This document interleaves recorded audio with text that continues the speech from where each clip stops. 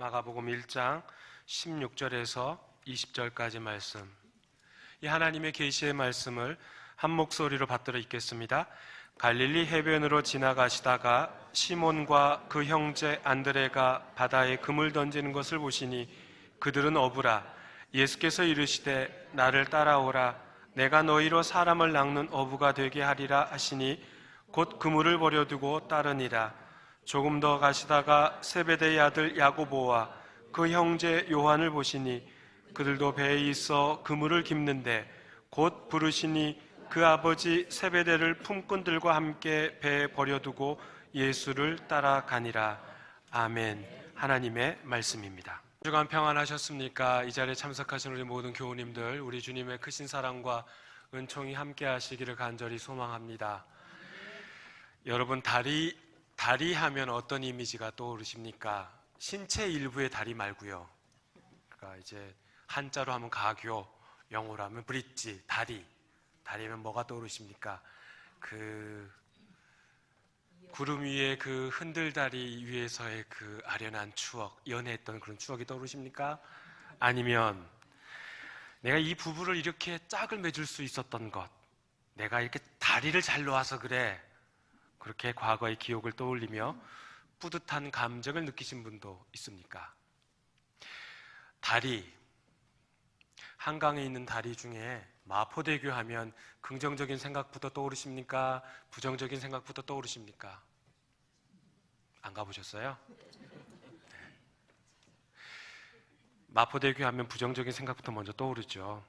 4년 전에 마포대교 난간에 자살 예방 문구를 삭제했답니다. 문구 중에 도대체 그게 누구 아이디어인지 모르지만 문구 중에 이런 문구가 있었대요. 수영 잘해요? 그리고 하하하, 쟤 좀 깨워, 쟤 좀 자면서 깨워, 뭐 이런 식으로 그런 부적절한 문구 때문에 삭제하고 난간을 더 높이 올렸다가 작년에 다시 문구를 부활시켰다라고 합니다. 세상에서 가장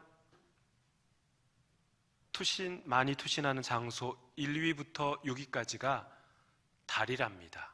그 중에 2위를 차지하는 지역이 바로 중국 난징에 있는 창장대교라고 하는데요. 거기에는 외지인들이 찾아와 아주 투신하는 장소로 유명하다라고 그렇게 알려졌답니다. 1968년에 다리가 건설된 이후에 벌써 연평균 30여 명에 가까운 사람들이 그곳에서 삶을 마감하였답니다.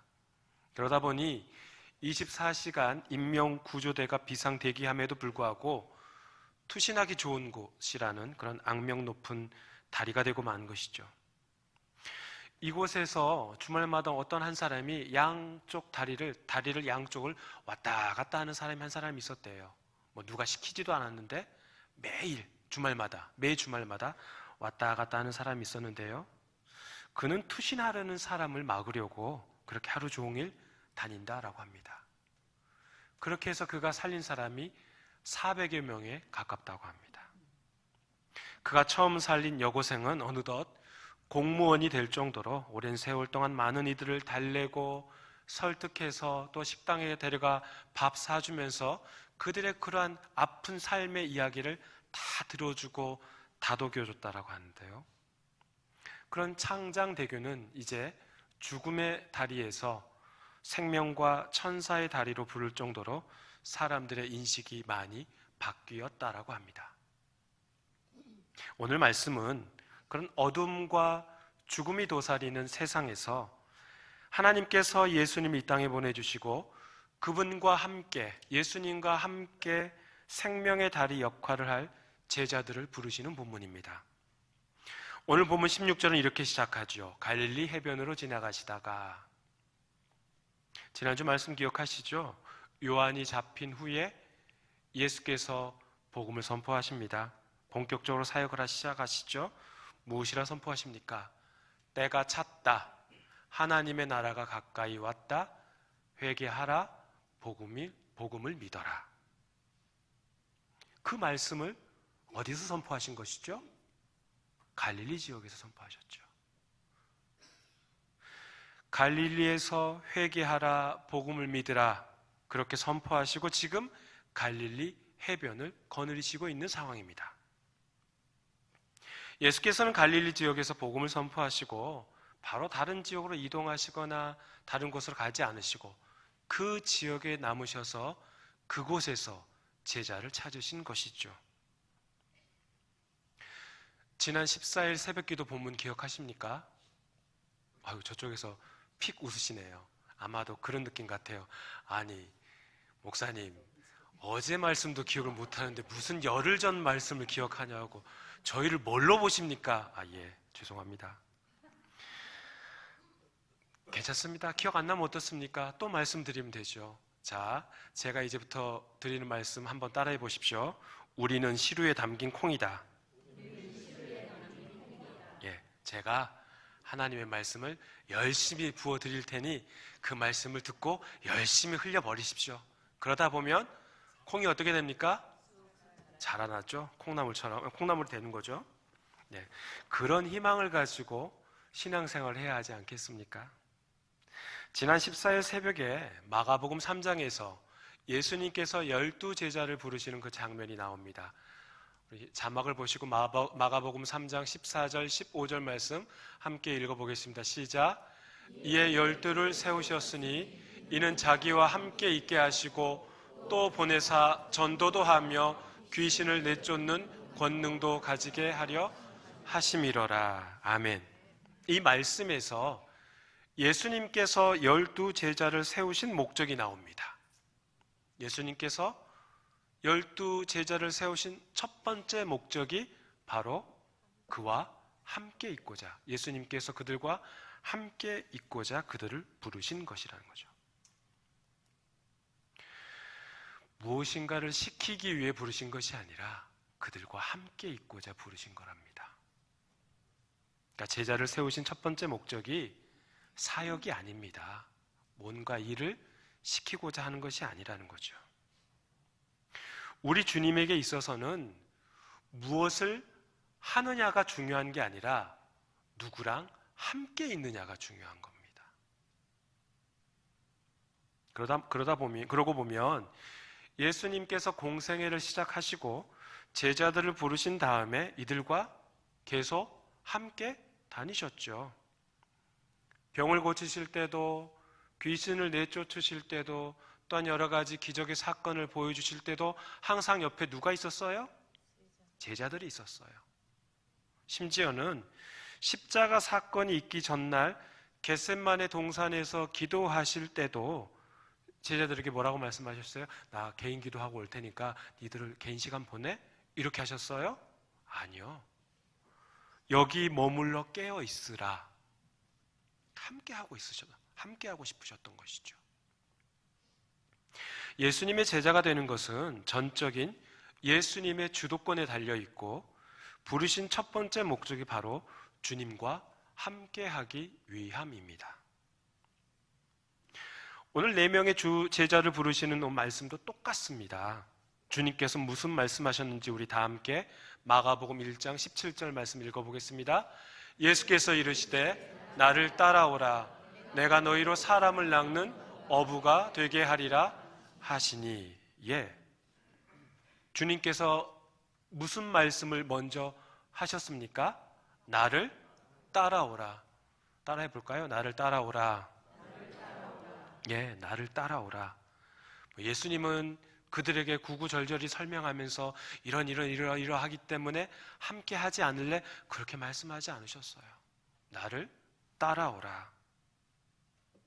다시 말하면 예수님께서 제자를 부르실 때 복음 전할 사람을 부르신 것이 아니라 이미 복음을 받아들인 사람, 이미 회개한 사람을 부르셨다는 겁니다. 아까도 말씀드렸죠. 갈릴리에서 예수님께서 뭐라고 말씀하셨다고요?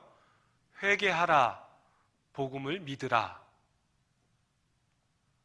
즉 예수께서 부르신 이들은 예수님께서 선포하신 그 말씀을 들었던 자이겠죠. 회개하라, 복음을 믿으라.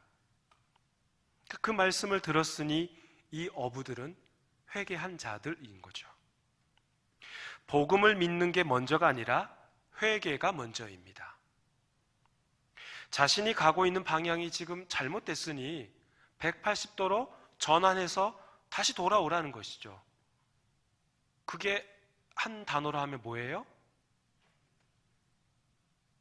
회개. 제가 뭐 어려운 거 물어봅니까? 갔던 길에서 이 길이 잘못됐구나 하고 180도로 돌아서 오는 것이 뭐라고요? 회개.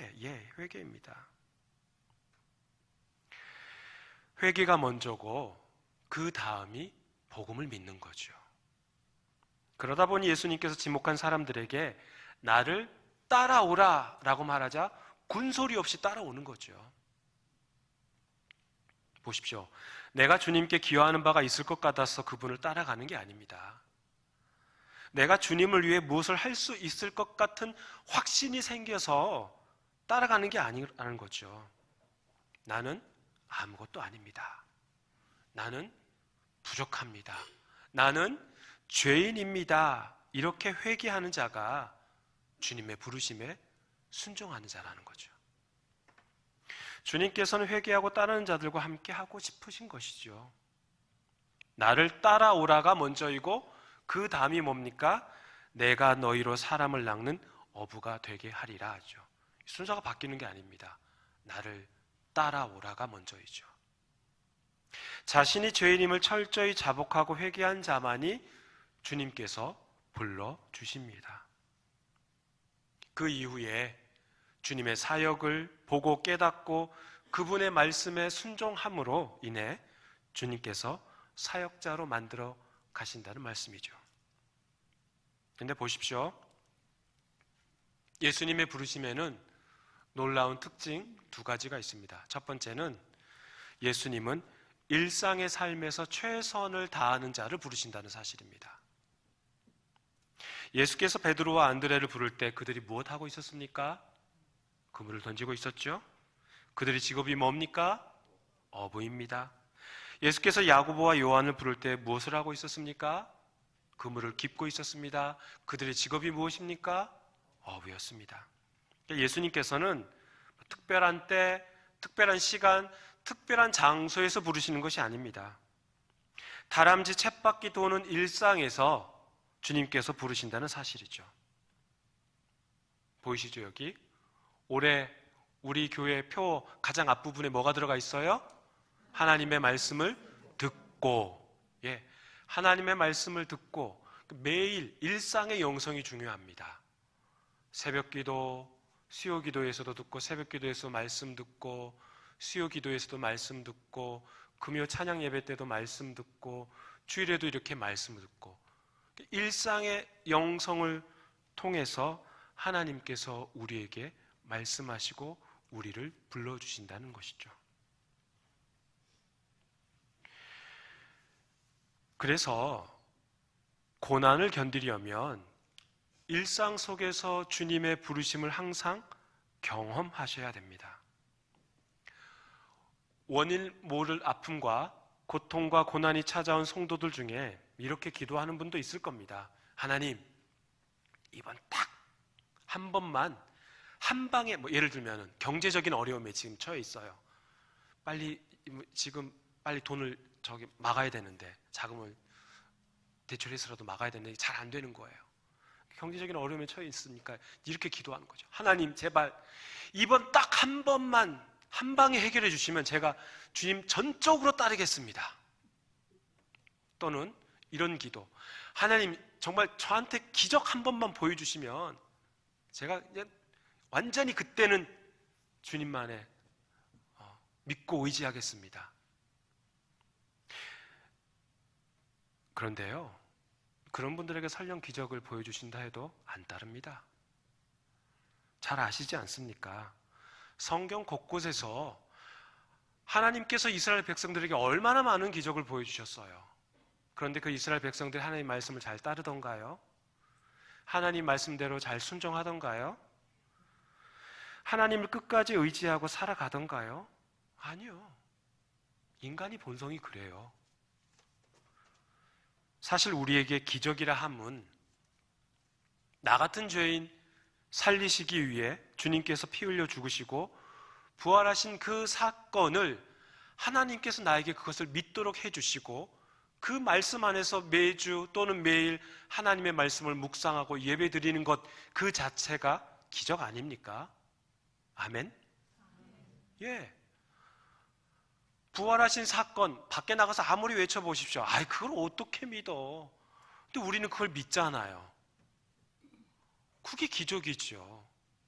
그 안에서 우리가 살아가고 하나님께 의지하고 기도하고 비록 어려운 상황이 닥친다 할지라도 그 안에서 하나님께 전적으로 의지하고 살아가는 것, 그게 기적이죠. 뭐가 기적입니까?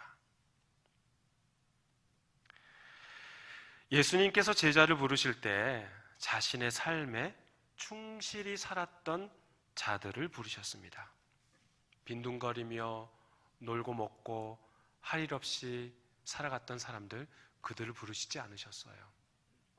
제가 이전에 있던 교회 담임 목사께서 본인이 만든 그 단어 중에, 문구 중에 이거는 정말 어록으로 남길 필요가 있다고 굉장히 강조했던, 스스로 막 자랑스러워했던 그 문구가 하나 있습니다. 한번 따라해 보실까요?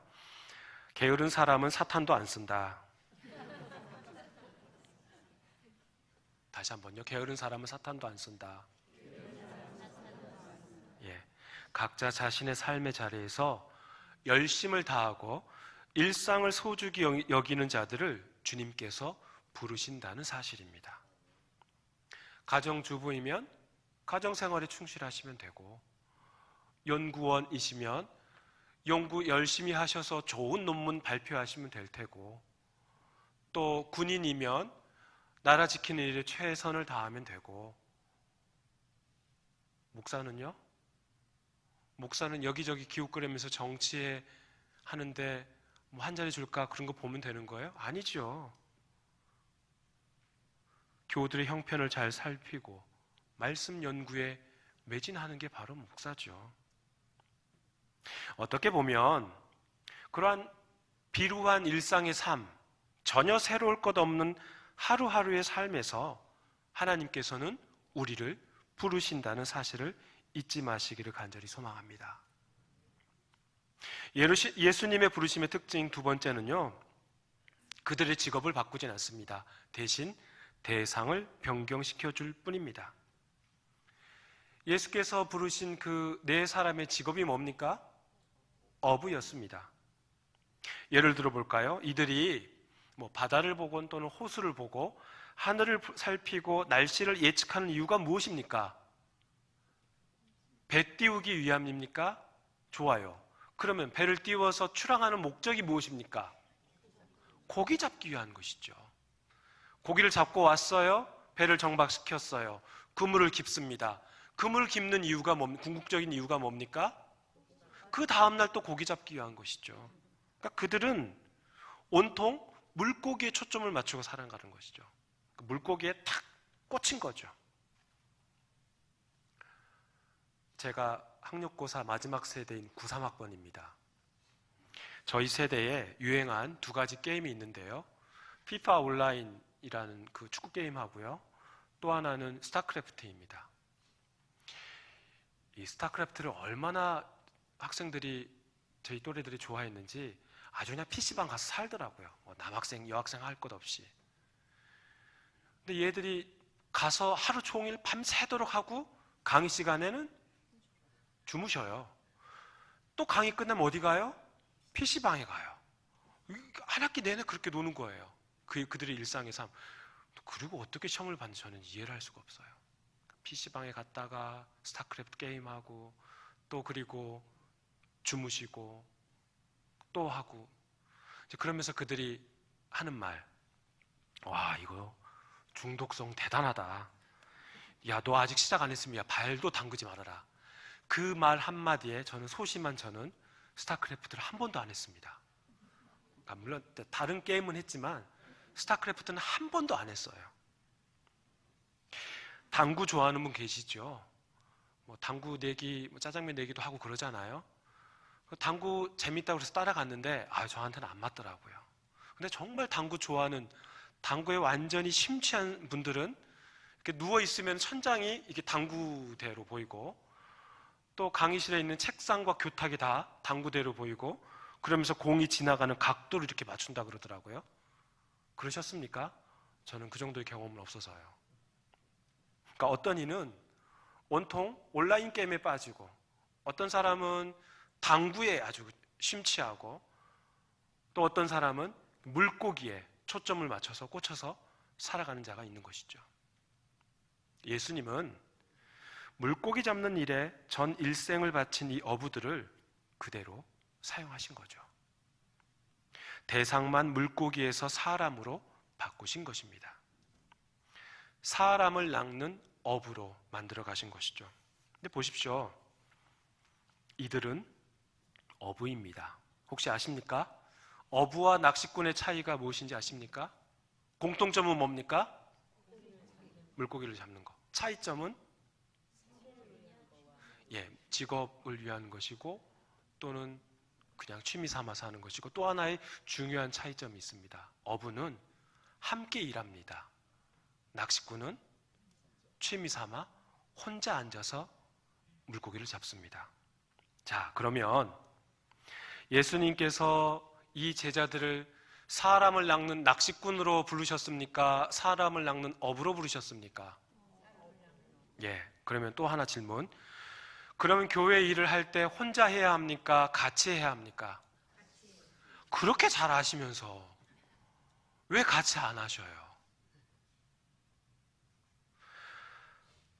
혼자 하려고 바둥바둥 애쓰지 마십시오.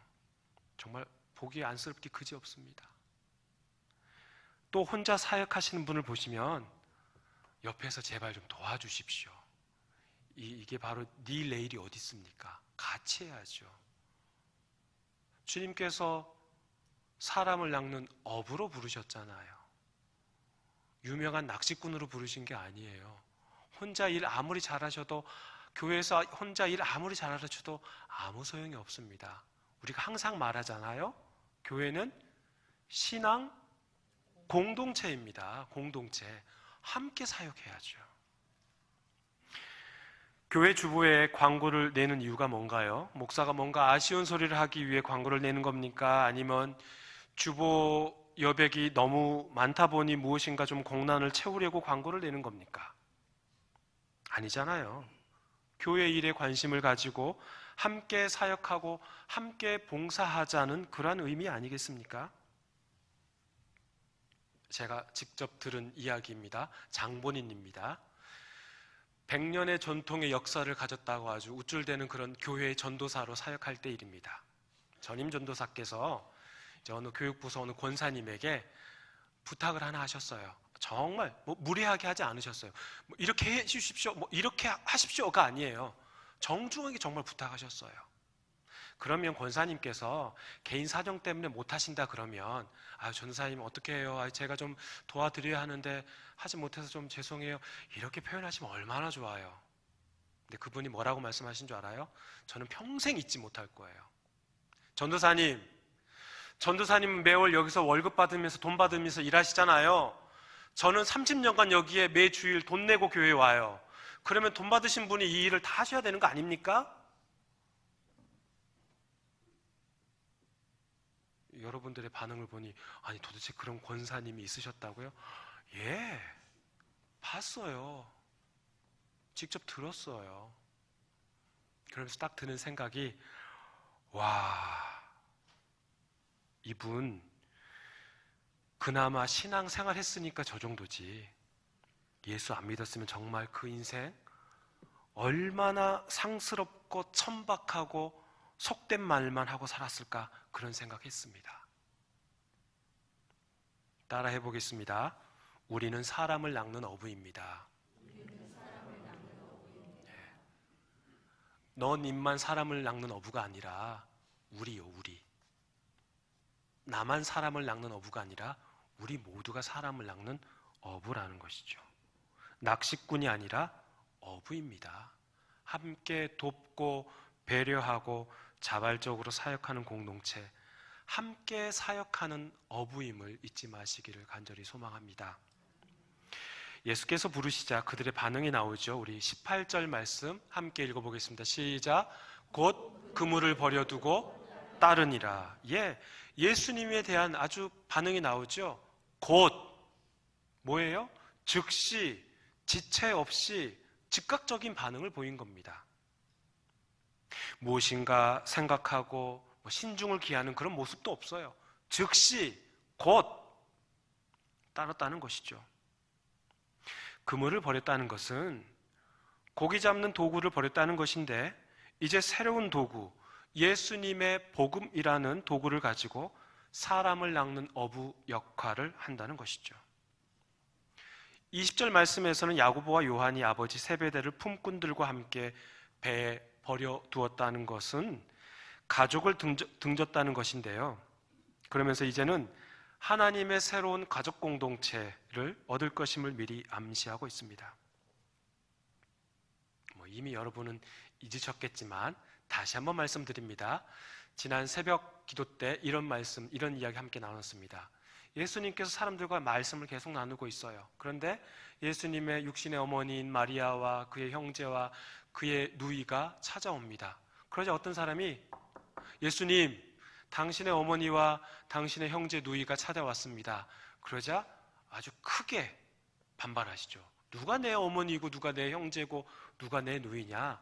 하나님의 뜻대로 행하는 자가 내 어머니이고 내 형제고 누이다라고 말씀하셨던 것 기억하시지요? 네, 기억하실 겁니다. 예수님의 그 말씀에 이제 이 네 사람, 이 어부는 바로 예수의 제자이자 예수님의 형제이자 예수님의 가족 공동체가 된 것이죠.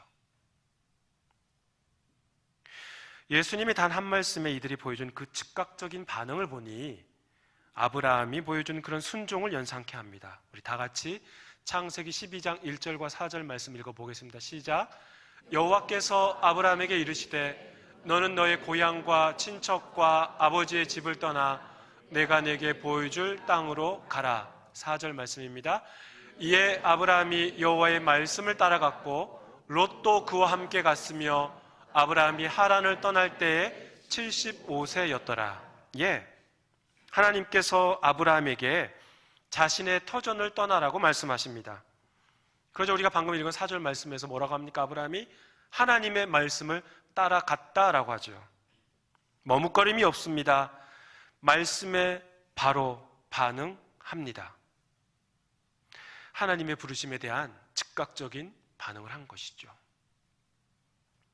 고대 근동시대에는 자신이 살던 그러한 곳에서, 그러니까 자신의 선조들, 조상들의 터전을 떠난다는 것은 지금처럼 쉽게 이삿짐 센터를 불러서 가는 것하고 전혀 다른 이야기입니다. 어떤 일이 벌어질지도 모릅니다. 가다가 죽임을 당할 수도 있습니다. 도적들을 만날 수도 있습니다. 아브라함은 하나님께서 보여주신 땅이 구체적으로 어딘지도 모르고 그냥 떠납니다. 하나님의 말씀을 따라간 겁니다. 목적지도 모릅니다. 얼마나 걸릴지도 모릅니다. 어디까지 가야 하는지도 모릅니다. 그냥 그 부르심에 즉각 반응한 것이죠. 하나님의 부르심에 대한 이 어부 네 사람과 아브라함은 즉각적인 반응을 보였습니다. 그러나 성경의 인물들이 이렇게 다 즉각적인 반응을 보인 건 아닙니다. 그렇지 않은 예도 있습니다. 아시다시피 하나님께서 모세를 부르시자 모세가 뭐라고 말합니까? 저는 말을 잘 하지 못합니다. 저는 입이 둔한 자입니다. 하나님께서 예레미야 예언자를 부르실 때 예레미야는 또 어떤 반응을 보입니까? 저는 아이입니다. 저는 말을 할 줄 모릅니다. 심지어 하나님께서 예언자 요나를 부르실 때 뭐라고 합니까? 하나님께서 이렇게 말씀하시죠. 자, 가라. 저 악독한 땅, 악이 판치는 땅 니느웨로 가라. 서쪽을 가리키면서 니느웨로 가라. 그러자 이 요나란 양반이 어디로 가요? 동쪽 다시스로 가버려요. 하나님의 부르심에 즉각적으로 반응을 하긴 했습니다만 정반대로 가버리잖아요.